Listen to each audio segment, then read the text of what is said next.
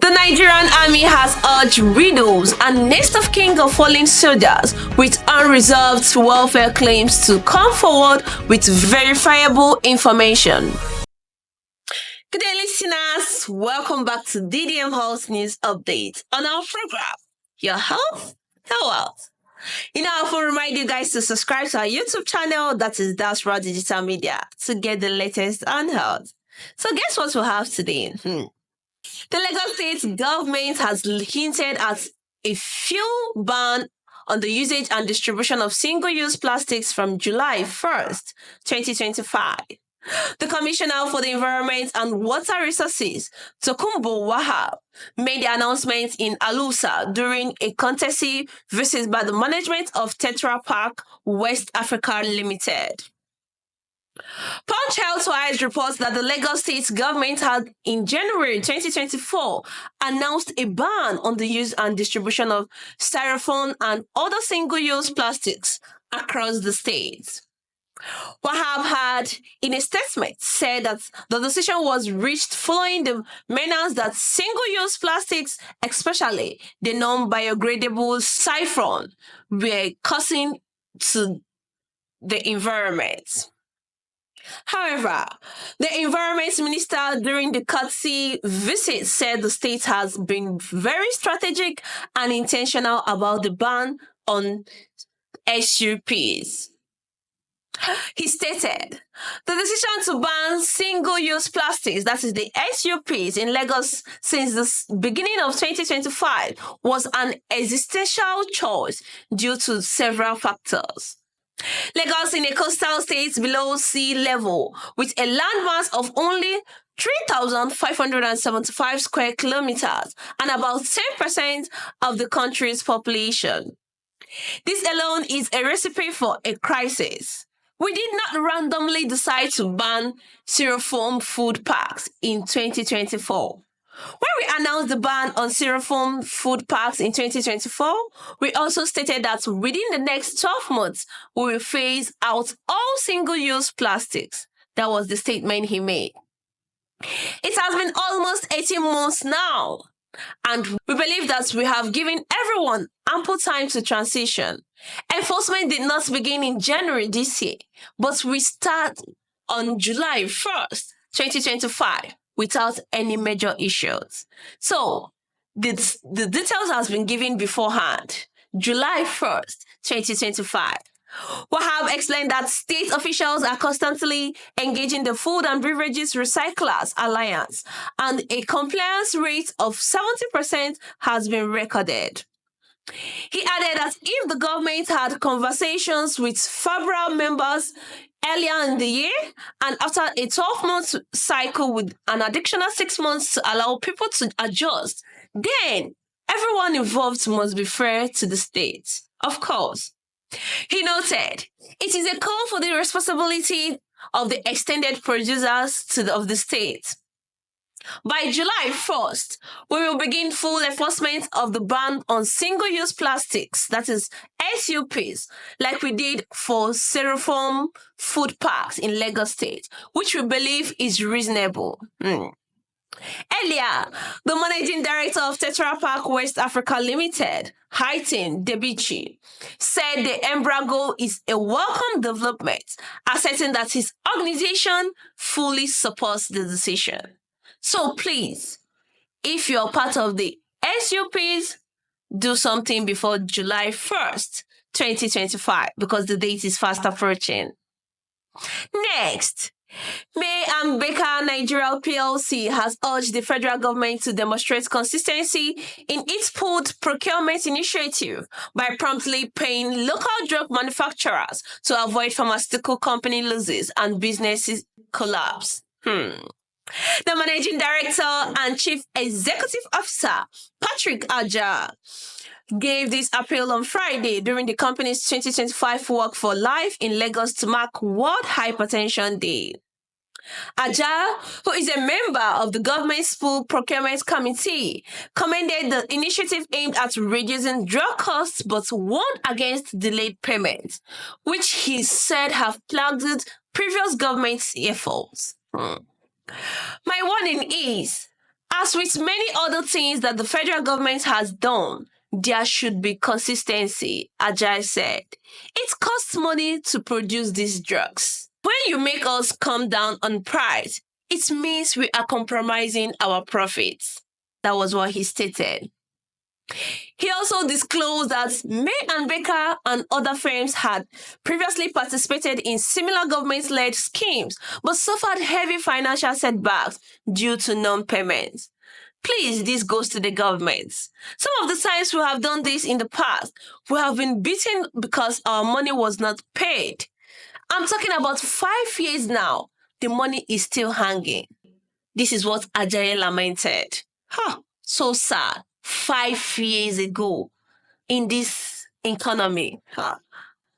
Ajayi cautioned that failure to settle outstanding payments could deter local pharmaceutical companies from participating in the scheme and ultimately defeat its purpose. Oh my goodness.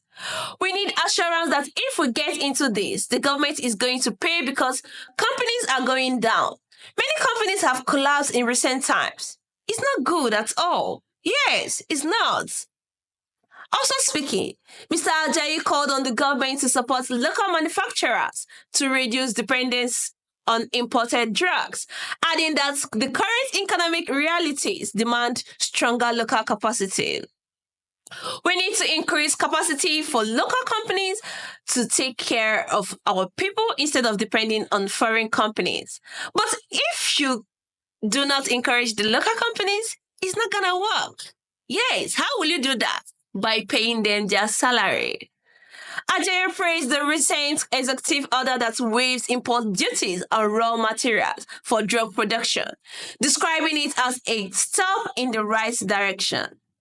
He explained one of the things that they have done recently, the executive order on customs duties and all of that for medications, raw materials, and local producers has been waived by the government. It's fantastic and it needs to be continued.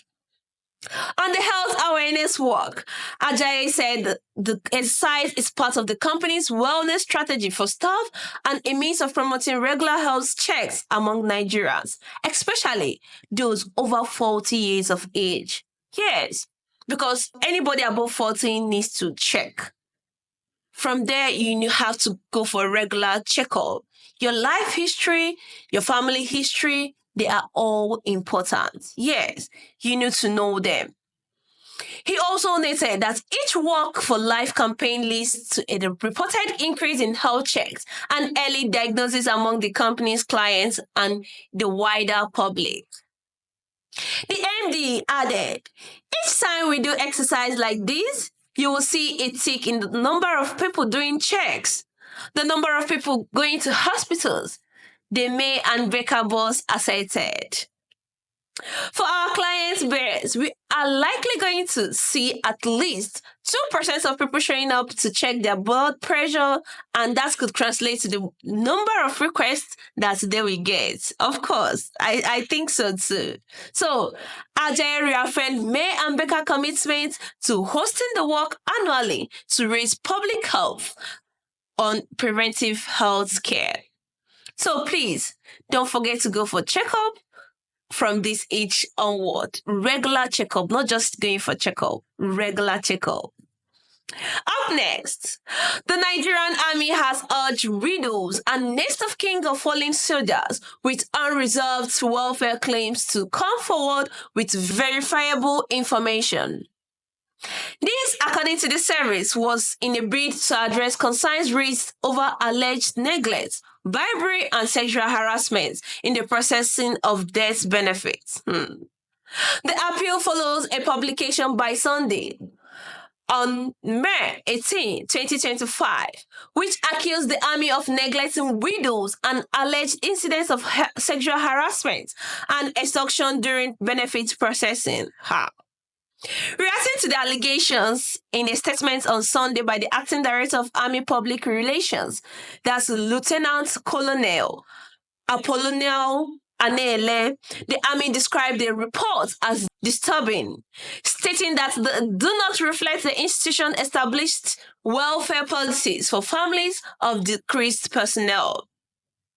Nigerian Army requires the individuals making these allegations to kindly come forward with facts specifying details of the benefits that they have not been received with the identity of the decreased personnel involved so that the appropriate records can be checked and any legitimate concern addressed accordingly.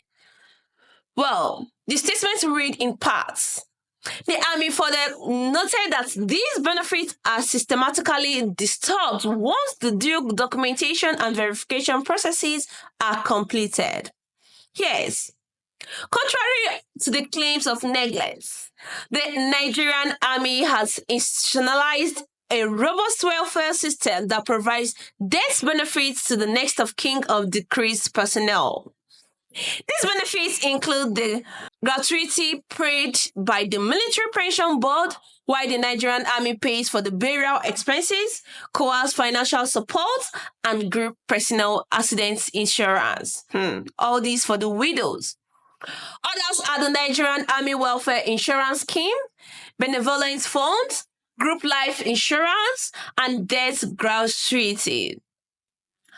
It also facilitates the withdrawal of the late personnel contribution from the Federal Housing Scheme and renders the same to the next of kin. Also speaking, on the allegation of sexual harassment and bribery, the Army said no formal complaints had been received through its human rights desk or other investigative channels. So they see that as a very big false or allegation. The Army noted, on the allegations of sexual harassment in the course of processing decreased personnel's benefits, it is important to state that the Nigerian Army takes all allegations of sexual harassment or extortion very seriously. However, no formal complaints have been received through its human rights desk or investigative channels as of the time of this response.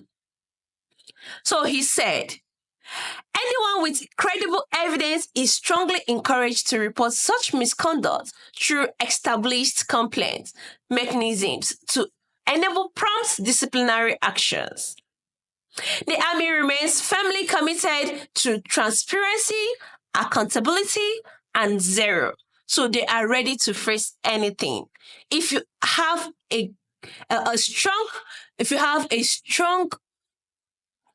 how do I put it? If you have a strong facts of the sexual harassment, you are advised to meet the Army desk.